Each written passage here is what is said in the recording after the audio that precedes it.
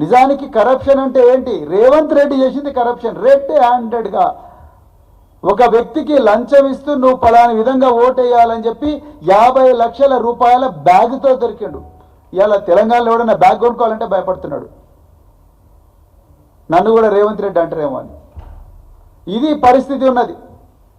కానీ కేటీఆర్ గారు అట్లా దొంగతనంగా ఎవరికో లంచం ఇస్తూ, లేకపోతే లంచం ఇచ్చి తన బ్యాంక్ అకౌంట్లో వేల కోట్ల రూపాయల జమ చేసుకోవాలని దొరికిన వ్యక్తి కాదు. ఆ రోజు చెప్తున్నా, ఈరోజు చెప్తున్నా, 100 సంవత్సరాల తర్వాత కూడా చెప్తా. భారతదేశ నేర పరిశోధన చరిత్రలో సిగ్గుతో తల వంచుకునే కేసు ఏదైనా ఉందంటే ఈ కేటీఆర్ గారి మీద పెట్టిన కేసు. కరప్షన్ అంటే అడిగేవాడి దగ్గర నుంచి డిమాండ్ ఉండాలి, ఇచ్చేవాడి నుంచి ఇవ్వడానికి డబ్బులు ఉండాలి. ఆ అడిగే వ్యక్తి ఏదో ఒక పని చేస్తే ఆ పనికి ప్రతిఫలంగా ఇతను డబ్బులు ఇస్తే అది కరప్షన్. అది నువ్వు పబ్లిక్ సర్వెంట్ అయినా, గవర్నమెంట్ సర్వెంట్ అయినా, సివిల్ సర్వెంట్ అయినా, ఎవరైనా ప్రివెన్షన్ ఆఫ్ కరప్షన్ యాక్ట్ దానికే వర్తిస్తుంది. కానీ ఇక్కడ జరిగింది ఏమిటి? నేను మళ్ళీ చెప్తున్నా, వాస్తవాలు తెలంగాణ ప్రజలకు తెలవాల్సిన అవసరం ఉన్నది. తెలంగాణ రాష్ట్రంలో కొత్తగా వచ్చిన తెలంగాణ కేవలం దేశానికే కాదు ప్రపంచ పటంలో ఉండాలని ఒక మొనాకో లాగానో, ఒక మలేషియా లాగానో, ఒక సింగపూర్ లాగానో, ఒక ప్యారిస్ లాగానో, లేకపోతే ఇంకేదో అగ్రరాజ్యంలో ఉండే లాస్ వేగాస్ లాగానో ఇక్కడ కూడా ఒక మొబిలిటీ వ్యాలీ ఉండాలని చెప్పేసి కేటీఆర్ గారు అభిలషించి ఎంతోమంది ఎక్స్పర్ట్స్తో మాట్లాడి ఫార్ములా ఈ సంస్థను ఒప్పించి ఇక్కడికి తీసుకొచ్చిండు. ఫార్ములా ఈ రేసులు అన్ని చోట్ల జరగవు. ఇండియాలో జరుగుతున్నాయా? జరగవు. ఒక యూరోప్లోనో, లేకపోతే ఉత్తర అమెరికాలోనో, లేకపోతే అగ్రరాజ్యాల్లో జరుగుతాయి. అభివృద్ధి చెందుతున్న దేశాల్లో జరగదు. కానీ మనం ఏం తీసిపోయినామని చెప్పి చాలా జాగ్రత్తగా ఆలోచించి జీవోలు తీసి అగ్రిమెంట్లు తీసుకొని వాళ్ళందరినీ ఒప్పించి తీసుకొచ్చారు. ఈరోజు బేగంపేట విమానాశ్రయంలో ఎయిర్ షోలు జరుగుతాయి. బోయింగ్ వస్తుంది, ఎంబ్రేయర్ వస్తుంది, ఎయిర్ బస్ వస్తుంది, సిర్కోస్కి హెలికాప్టర్ వాళ్ళు వస్తారు, బెల్ హెలికాప్టర్ వస్తుంది, రకరకాల కంపెనీలు వస్తాయి. ఆ షో ఎందుకు చేస్తారు? ఇక్కడ ప్రతిష్టాత్మకంగా జరిపితే చాలామంది కూడా ఈ విమానాలు, లేకపోతే విమానాల విడిభాగాలు, లేకపోతే విమానయానాల వల్ల వచ్చే అలైడ్ సర్వీసెస్లో బిజినెస్ జరుగుతుందని ఇక్కడికి వస్తారు. దానివల్ల రాష్ట్రానికి ఒక మంచి పేరు వస్తుందని ఇక్కడైనా, లేకపోతే బెంగళూరులో యలహంక విమానాశ్రయంలో జరుపుతారు. కన్జ్యూమర్ ఎలక్ట్రానిక్ షో ఎందుకు చేస్తారు?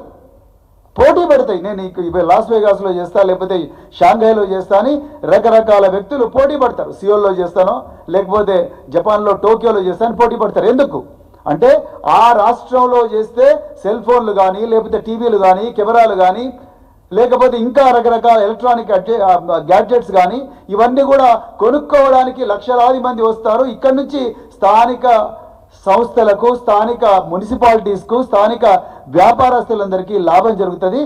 పట్టణానికి మంచి పేరు వస్తే తద్వారా ఇన్వెస్ట్మెంట్లు వస్తాయని చెప్పేసి చేస్తారు.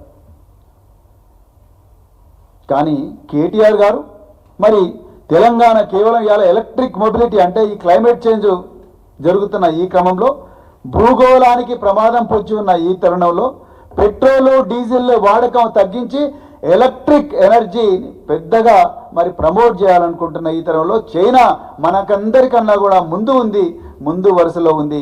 మనం చైనాతో పోటీ పడాలని కొత్త రాష్ట్రమైన తెలంగాణ ఒక్కటే దెబ్బకొక క్వాంటమ్ లీప్ అంటే ఒక జంప్ వేస్తే మనం 100 అడుగులు కాదు కదా, 1 కిలోమీటర్ జంప్ చేయాలన్న ఒక గొప్ప ఆలోచనతోని మొబిలిటీ వ్యాలీ అని చెప్పేసి తీసుకొచ్చారు. మొబిలిటీ వ్యాలీ వల్ల, మొబిలిటీ వ్యాలీ అంటే ఒక బజ్ క్రియేట్ చేయాలి. నేను ఇంతమంది చెప్పిన ఎయిర్ షో కానీ, ఎలక్ట్రానిక్ షో కానీ, లేకపోతే కార్ షో కానీ, ప్రీమియర్ కార్ షో కానీ, ఇవన్నీ చేసేది ఒక బజ్ క్రియేట్ చేయడం. అదేవిధంగా ఎలక్ట్రిక్ మొబిలిటీ వ్యాలీని క్రియేట్ చేయాలని చెప్పేసి ఆనాడు ఫార్ములా ఈ రేస్ అంటే ఎలక్ట్రిక్ రేసింగ్ కార్లు హైదరాబాద్కి వచ్చినాయి. నిజానికి హైదరాబాద్లో మనకు అట్లాంటి రేసింగ్ ట్రాక్ లేదు. కానీ ఉన్న వసతులనే వాడుకొని డబ్బులు సేవ్ చేసుకుంటూ ఇప్పుడు ఉన్నట్టుగా గోపనపల్లిలోనో, లేకపోతే శంషాబాద్లోనో, లేకపోతే ఇంకో దగ్గరనో మొబిలిటీ ఏమంటారు ఫార్ములా రేస్ ట్రాక్ నిర్మించడం కష్టం కాబట్టి ఉన్న ఈ ట్యాంక్ బండ్ ప్రాంతాన్ని, ఆ నెక్లెస్ రోడ్ని ఫార్ములా రేస్ ట్రాక్గా మార్చుకొని అతి తక్కువ పైసలతోని 9th ఎడిషన్ ఆఫ్ ఫార్ములా ఈ ఫిబ్రవరి 2023లో జరిపినరు. ఎంతోమంది ప్రముఖులు అటెండ్ అయ్యారు, ఎంతోమంది సినీ ప్రముఖులు అటెండ్ అయ్యారు, క్రీడా ప్రముఖులు అటెండ్ అయ్యారు, పెద్ద పెద్ద ఇండస్ట్రియలిస్టులు కూడా అటెండ్ అయ్యారు. ఈ తెలంగాణ రాష్ట్రానికి ఆ పెట్టుబడి వల్ల దాదాపుగా 700 కోట్ల రూపాయల ఆదాయం వచ్చిందని నీల్సన్ సంస్థ చాలా స్పష్టంగా వివరించింది. దాని తర్వాత అమర్ రాజా ఎలక్ట్రిక్ బ్యాటరీస్ రకరకాల పెట్టుబడులు ఈ రాష్ట్రానికి వచ్చినాయి. మరి ఇవన్నీ వచ్చిన తర్వాత మరి 10వ ఎడిషన్ వచ్చే వరకల్లా ప్రభుత్వం మారిపోయింది.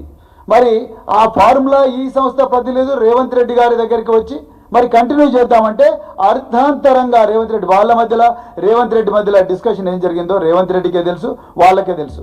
అర్ధాంతరంగా ఆ అగ్రిమెంట్ అనేది రేవంత్ రెడ్డి రద్దు చేసిండు. అంతకు ముందే 10th ఎడిషన్ ఫార్ములా రేసు జరగాలని చెప్పేసి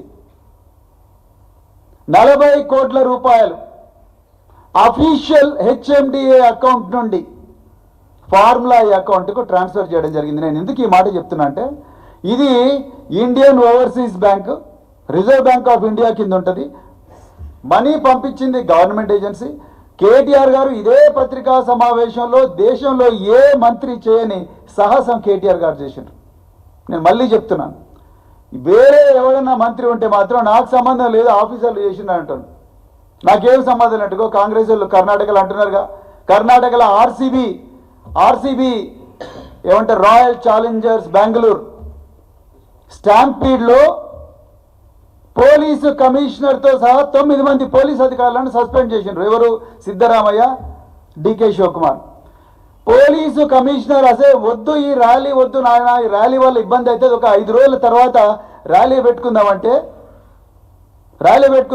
డికే శివకుమారు, సిద్ధరామయ్యలు వీళ్ళు ర్యాలీ ఇవాళ ఉండాల్సిందే, మంచిగా పబ్లిక్లో మంచి మూడ్ ఉందని చెప్పి పోలీసు కమిషనర్ సలహాలను పెడచెవిన పెట్టి ర్యాలీ చేసినందుకు 11 మంది చచ్చిపోయినరు, దాదాపుగా 70-80 మంది ఇంజూర్ అయినరు. కానీ మీరు ఏం చేసిండ్రు? పోలీస్ కమిషనర్ను 9 మంది పోలీసులను సస్పెండ్ చేసి మీ సీట్లు మాత్రం కాపాడుకున్నారు. ఇది మీ కల్చర్, కాంగ్రెస్ కల్చర్. కానీ కేటీఆర్ గారు అలాంటి తప్పులు చేయలేదు. నేను రాష్ట్ర అభివృద్ధి కోసం, రాష్ట్ర ప్రయోజనాల కోసం, రాష్ట్రం చైనాతో పోటీ పడాలని నేను ఇది పెట్టిన మొబిలిటీ వ్యాల్యూ పెట్టినా అని చెప్పి అఫీషియల్గా హెచ్ఎండిఏ అకౌంట్ నుంచి ఫార్ములా అకౌంట్కి ట్రాన్స్ఫర్. ఇప్పటికి కూడా 40 కోట్ల రూపాయలు ఏవైతే ఉన్నాయో అవి ఫార్ములా ఈ అకౌంట్లోనే ఉన్నాయి. ఇలా ఆ అకౌంట్ అలాగే కంటిన్యూ అయి ఉంటే ఫార్ములా ఈ 10th ఎడిషన్ కంప్లీట్ అయి ఉంటే 11th ఎడిషన్ కంప్లీట్ అంటే 13th ఎడిషన్ కంప్లీట్ అంటే ఇలా దేశంలో కాదు ప్రపంచంలో ఉండే ప్రఖ్యాత ఫార్ములా ఈ కార్ సంస్థలు కానీ, ఎలక్ట్రిక్ బ్యాటరీ సంస్థలు కానీ, లేకపోతే ఈ టెస్లా లాంటి సంస్థలు కానీ